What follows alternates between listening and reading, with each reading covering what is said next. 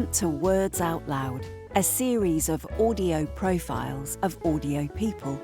Every month, I'll be chatting to someone from my world of recorded words, colleagues, clients and friends, and I'll share that with you via my newsletter or social media accounts. You can find those links, catch up with past profiles, as well as listen to the latest episode of Lowlight at crawleyvoicestudio.com. Thanks so much for listening. You and I, Anita, know each other because you are a fabulous voice and accent coach. Thank you I've very got much. that right as a It title. is true, yeah. And yeah, you've coached me, and I've been in your workshops and things like that. So I guess really what I wanted to do first of all was just ask you to actually introduce yourself in your own words. So tell us where you're from, what you do, how you describe your work, etc. How I describe my work? Well, I'm originally from Sheffield, born and bred here. So I came from Handsworth in Sheffield. And I live in Dronfield now, and I've got a family. I've got a husband and 2 children who don't like anything to do with drama, voice or accents at all. So it's very disappointing. But yeah, I'm voice and accent coach, as you said, and I lecture. I'm one of the senior lecturers at Leeds Conservatoire, so I'm working with the second years a lot this year. And I think I class myself as a mentor as well. I work in theatre. I do a lot of prep for actors and audiobook narrators and voiceover artists, prepping for castings and all of that business. It sounds very varied. It is. Yeah, but am I right in thinking that you trained as an actor? I did indeed, You yeah. did. So back in the 90s, I trained at Alra South. There wasn't an Alra North back then. And then left there. So I went at 18, so I was young. Yeah. And I left there at 21. And I was very lucky. I started working straight away. So I feel really, really lucky that happened. And I was fortunate for that to occur. And then I landed an agent, which was Philippa Howell when she was agenting. And worked alongside her as an actor for about 10 years. So I worked within theatre, I did radio, film, TV. I did the lot, really. I'm all of it. A jack of all trades. Yeah. So how did you start to work more with voice and start to think away from, acting, and perhaps start to think about coaching and teaching and mentoring? Yeah, well, I've had a fascination with voice since I was 7. So I used to attend the Joy Reynolds Theatre School in Sheffield. And Joy Reynolds, at that period in time, it was all about elocution. And I was fascinated. Every year she used to wrap her tape measure around us and see what our rib reserve was like, how far we could expand our ribs. And it was always quite competitive. So for me, it was like, you can only do 1 inch and I can do 3. So and tongue twisters and poetry. I was just fascinated by this, what was I doing? And actually competing with people, really trying to be the fastest and the quickest at tongue twisters.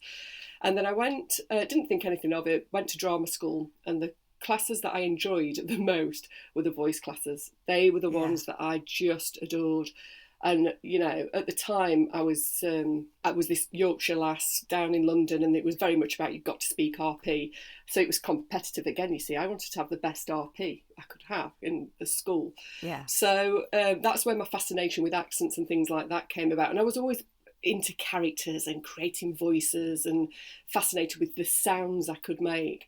And then I went into acting, didn't think anything of it. I did consider the voice masters at Central when I left, but thought, well, I'm acting now, so I might as well continue doing this. It's, what I trained to do. And then I took a bit of a hiatus from acting and moved into agenting. And when that stopped, when Philippa decided to retire, and I decided that actually I needed that creativity. I'd always coached, even when I was agenting, even when I was acting, I always taught and did a lot of acting coaching. I thought, you know what, this is my time now. I went into it late. This is my time to go and get back to being creative. So that's when I went to Royal Birmingham Conservatoire and did my masters in practical voice there. Wow. So I was 40 when I did that. Okay. So I was a late starter. A late starter. But do you think you've now found, is this exactly what you want to be doing, or thereabouts, do you think? Yeah, it is. I mean, I use everything there's nothing that I haven't. I'm glad I did it the way I did it, because I've learned such a lot throughout my years, and I've gained such a varied experience that it definitely has served it. But I'm definitely the place I should be at now. Yeah, Definitely, I mean, it's definitely. interesting, isn't it? A bit of life experience, and it really can help you understand what it is about yourself, isn't it? I'm a And better coach because of it. yeah, I think maybe that comes from me being a little bit older, a little bit more relaxed. Experience helps as well. yeah. Do you think you understand other Yeah. people a bit more now than you would Yes. have and that helps with the Yeah. coaching? Yeah. Absolutely. I'm much more in tune with people. I mean, that's a Mm. big part of who I am and what I do anyway, part of how I work. But I understand it. And because I understand actors so well, it really makes a difference. Yeah. And understanding all the facets of the business as well Yeah. supports everything that I do in the voice world or the accent world.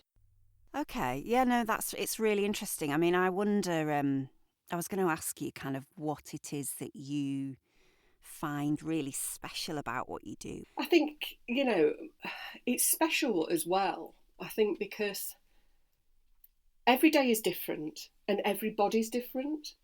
Yeah. So, although I have a bag of tricks that I know would work, it's how do I adapt those bag of tricks? Yeah. And I think what I get a kick out of the most is seeing people flourish from something that you've done. Do you like working with people one-to-one best, or do you prefer a group, or is it just different? It depends, really. Group work can be quite difficult because you can never quite give the attention Yeah. to the individual like I'd like to, because me in workshops. Once I get started, Yeah. I'm like, I've got this idea. Let's try this. Why don't we do this? And I start throwing everything at it rather than keeping it simple, because I'm desperate to find the bit of magic that's going to release this person's performance or voice or accent or whatever it is that we're working on. But I do like group work because I like the energy from groups. Yeah, yeah. Just when you said there before as well about getting that satisfaction from watching a transformation, or I suppose I was just thinking when you said that about the idea of maybe somebody coming to you who can't do an accent, and by the end of an hour, for example, that they can, or that they can at least kind of say some words in it, or they've got a handle on it enough. I mean, I wonder, do you think you can explain what the most important elements of approaching a new accent for an actor or a voice artist would be? Yeah, I think for me, definitely, it's about placement to begin with. Yeah. You mean So I placement always think within the mouth, or within your within body? so where is it? Yeah, where is it that sound sits within the mouth or the pharynx or the nose? So where is it resonating? I like to think of it as like this sound energy.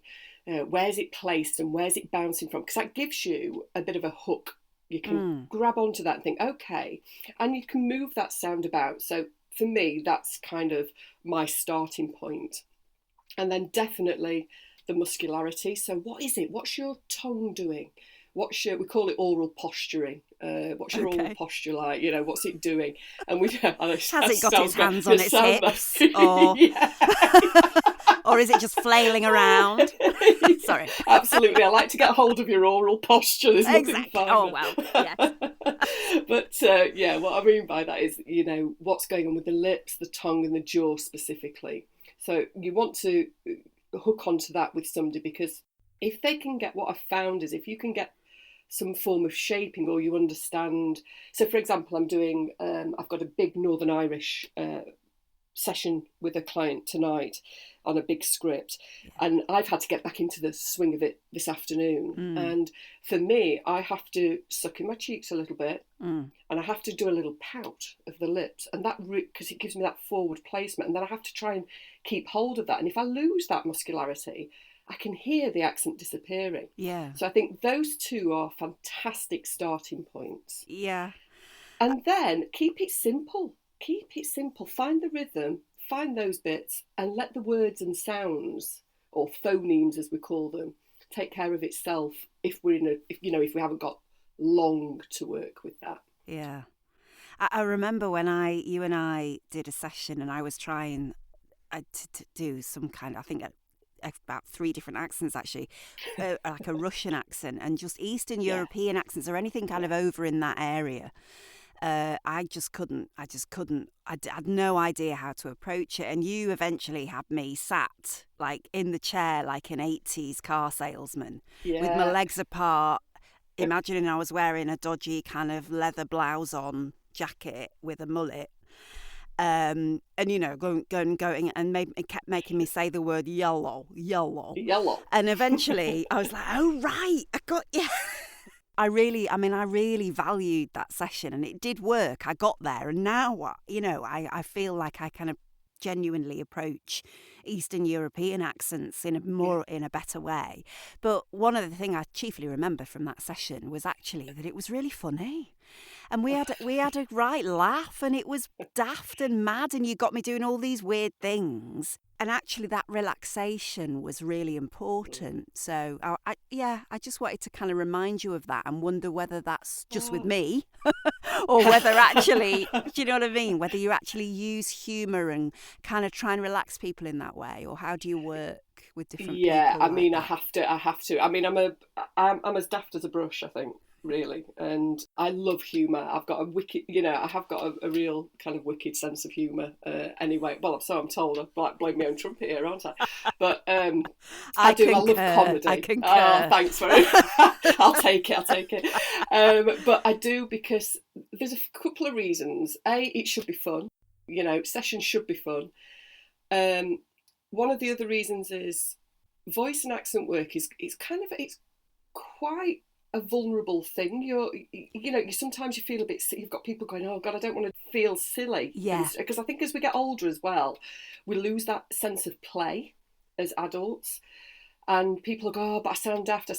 And it's just saying to people like, I'll be daft and we'll be daft together. Yeah. And then it doesn't really matter. And actually reminding people that it's not that. I know it feels really serious, and I know it might be for a really important project, but actually we've got to have a sense of it's not the end of the world as well. Yeah, I get that, yeah. Do you get that? And I think as well, because I work with so many people, most of my work is so last minute, and everybody's, I've got a casting tomorrow, I've got a self-tape tomorrow, there's a problem with this actor here, I need you to come in and do this. So it's so kind of quick fix, that there's so much angst there already with the individual. There's so much pressure on them already that I have to find a way for them to not think about that. We have to get rid of that pressure, because if I can't get rid of the pressure, I can't get them to access the bits that I need them to access. It's really as simple as that. So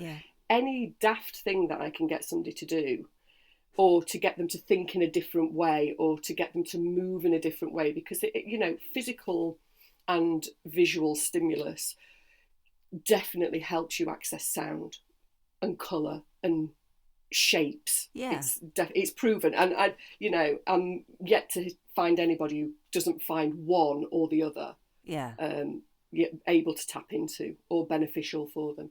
So that's the kind of reason. And I like to have fun. I like to work and I like to have fun. I don't like doing work that I don't enjoy, so I don't do it. Yeah, absolutely. And what is it, that old saying about, while kind of seriousness is banging on the door, humour has slipped in through the keyhole or something like that, and it kind of. Do you know, I've never heard of that. That's a really bad paraphrasing of it. Is it? The idea is that if you just kind of stop. I can hear it in my own throat just kind of seizing up as I kind of try and grab hold of this thing that I can't remember.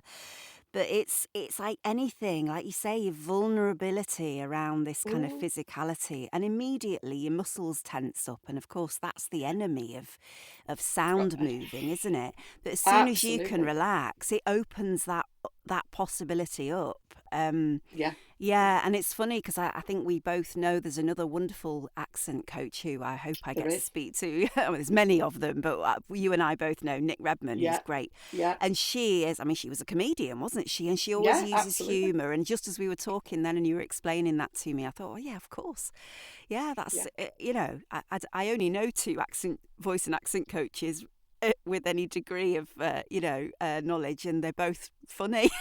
They both use humour. I'll tell you, and that's why me and Nick get on. You see, that's why honestly, I've WhatsApped her today and said he couldn't give me a read of these couple of lines because I can't get my head around it. Yeah, and and that's what it's about. It's about being, being aligned with people who work in a similar way. And I think if you're an actor or a voice artist or a audiobook narrator, I think that, don't just, I'm getting quite serious now, but don't just choose anybody. I mean, don't just choose me. I might not be the right one for you either. Me and Nick are quite open about that.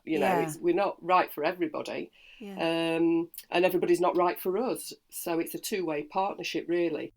Have you ever had any complete disasters? I mean, obviously you don't have to name names, but anything ridiculous that's ever happened to you in your mentoring or your coaching or anything that? Well, I did my master's at Birmingham Conservatoire, and then I got offered a job there, and I was doing show support, and I think it was 13 different accents within the show, and a director who never turned up. Oh God! So I never knew, but and the individual had the accent of, I can't say what accent, but had one of the accents that I had to coach, but always just went, yes, it's fine, in the accent. And just sitting there and thinking, gosh, so many different accents. You sat in a dress rehearsal thinking, I'm not actually quite sure if I've got any of them right anymore.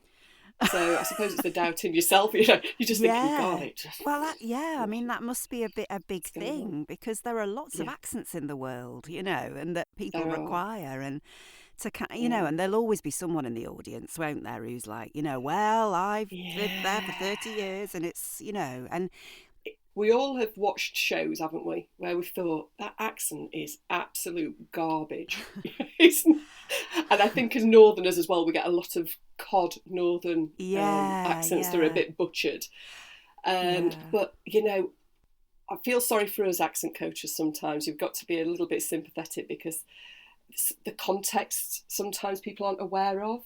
So often you're called in an hour before, and you've got an hour with somebody or an hour to work on an entire show with 5 people, and you're thinking, I can only give you 2 sounds and hope for the best. So, when people are sat there going, oh gosh, the accent's awful, I'm always thinking, yes, it is, but I wonder what the circumstances were. Yeah, absolutely. So your work is incredibly varied and sometimes quite pressured as well, obviously. So, and with all this, the fact that you've got to you're constantly researching, I guess, aren't you? I mean, where do you get the kind of support that you need? And do you do stuff that is to try and make sure that you regularly update your skills and learn and develop your own skills? Yeah, I mean, it's hard because when you're in it all the time, you're so busy working in your business, you forget to work on it, you know what I mean? Or is it the opposite way around, one or the other? Yeah.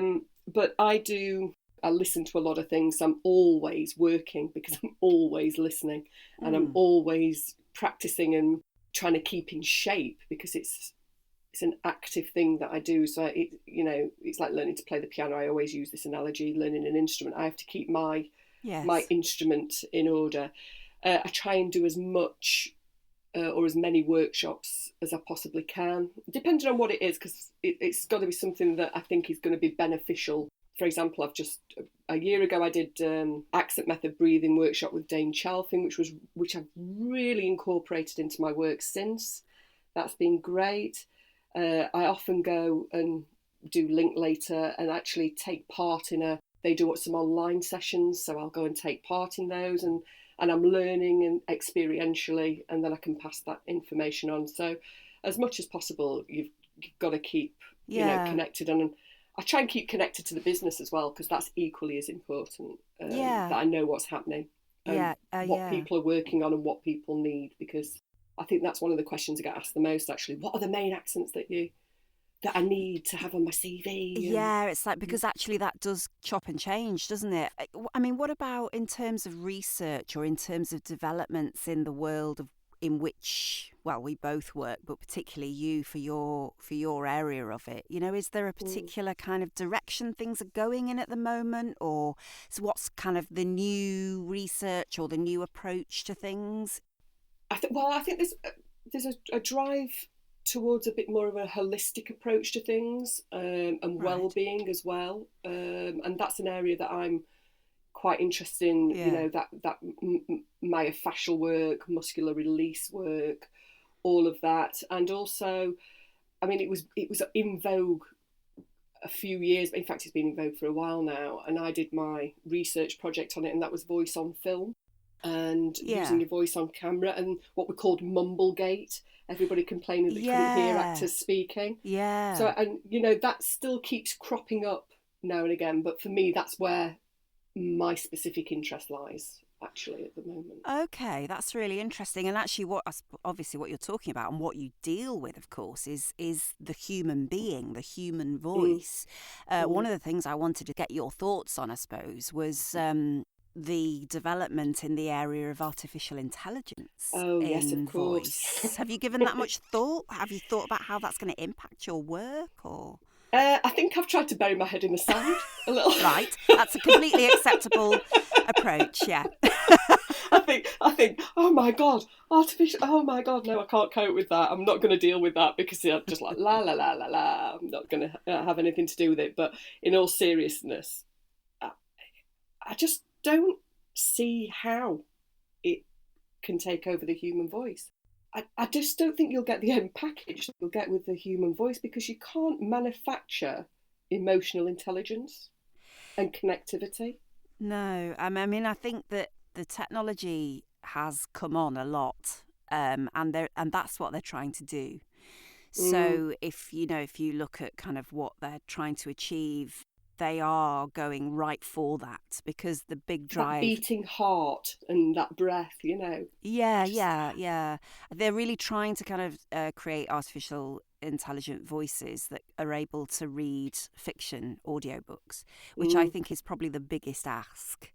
I mean, it ranges, doesn't it, from an auto attendant on a telephone, or yeah. we all come across AI voices now, don't we? It'd be so Interesting, isn't sad. it? I'd It just will be, be, but then I oh just God. wondered whether there might be some work for you guys, I just don't think I want to get involved in the whole thing. I, Right, I okay. want to work with human beings, and I want to. I don't want people to be losing work. It's ridiculous. I don't, Yeah, this is people's livelihoods we're yeah. dealing with, That's a and hard people's. no from you then, Anita. A It hard is. no. It is a hard no, Yeah, because it's people spend a lot of time becoming brilliant at being an audiobook narrator, yeah, or a voiceover artist, yeah, or an actor, and it is that it's a real craft. And to say to somebody, oh, actually, we don't need that anymore. We don't need that connection. We don't need your heartbeat. We don't need that breath that you hear in that moment, that spontaneity. Mm. Would we be able to get the spontaneity that we can get? Well, we didn't, there are other technologies. I know we're talking about other technologies as opposed to Mm, human beings, but, even if you think about, for example, musicians kind of, giving live performances, it's all changed, but, yeah, it's coming back. People want to see live performances more than ever. I mean, notwithstanding the, COVID pandemic, etc. But, yeah, yeah, it won't destroy that, I don't think. I think the worry is that it will only be accessible for people. The only people that will get the work are kind of the A-list celebrities, perhaps, if we're talking about yeah, audiobooks, and that actually yeah, anything narrated by a human is going to command a premium, so you might not be able to afford to pay for it in the future. Things like that seem to yeah. occur to me. It's We'll put that to the side, because that's not very nice to think about. And then I'm going to think about something nicer now, just before we sign off. So I just quickly wanted to ask you, actually, just before we move on to the last bit, how do you network? Do you like networking? How do you do it? What's your favourite? terrible, Matt. I'm absolutely awful. To say I'm such a chit chatter and fairly gregarious, I think, but I'm actually I'm very insular. I like to keep myself to myself, actually, and so networking I find it makes me sweat. It really does. But Twitter, I do like Twitter. You I have are to a say. Twitterer, yes. I am. You like I a am. meme. You like a meme, don't you? Oh, I love a GIF, You meme, like or a GIF. whatever. That's Yeah, the one, I particularly do. GIFs. Yes. It just appeals to my sense of humour, trying to find the thing that really sums up what your emotion is at that time. Yeah. That's why I like them. I You find are very good at it's a it. challenge. You are very good at it. I have to direct Letty anyone. Butler thinks I am. She says I'm the queen of GIFs. Yeah.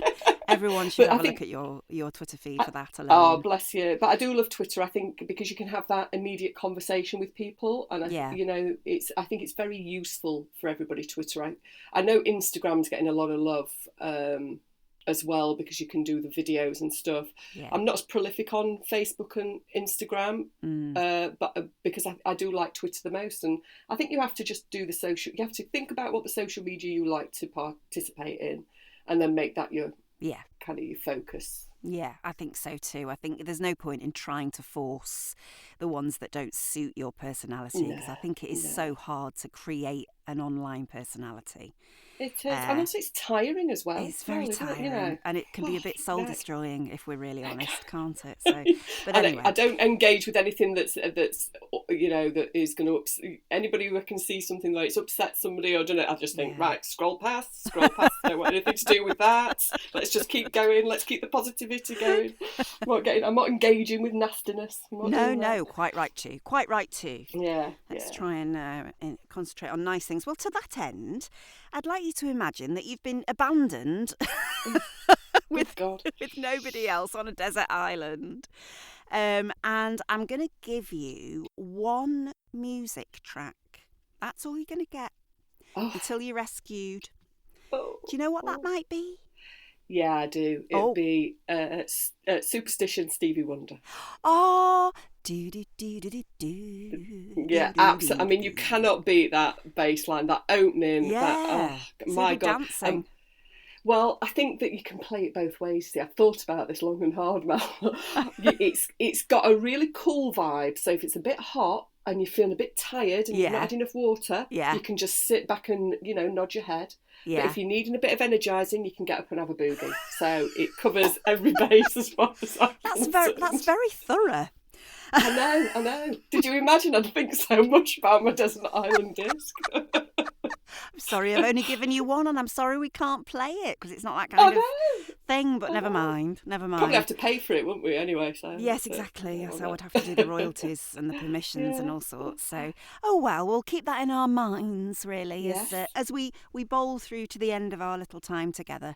Yeah. I just wanted to I've not asked you something. Do you ever write? Are you a writer? Do you do creative projects where you're the writer? Well, I've been working on a non-fiction project with Letty Butler. Yeah. Who's a brilliant writer who you know very well. She is a brilliant writer, a brilliant writer, brilliant actress, just a brilliant all-round good egg.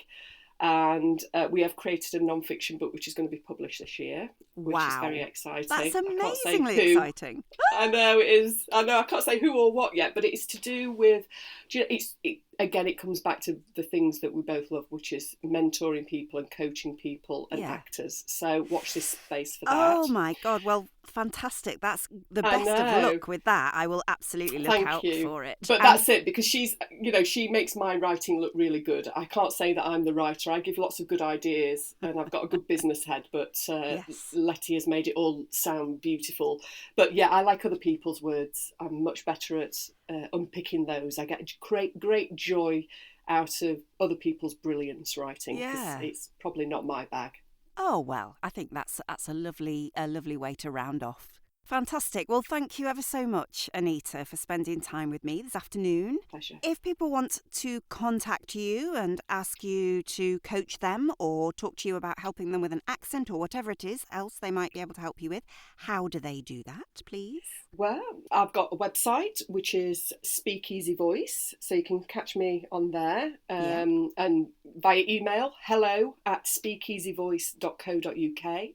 And you can find me on Twitter under Anita Gilbert Act or @Speakeasy Voice. That's probably the best way to find me. I'm sure that they will find you if they need to, using one of those methods. Thank you.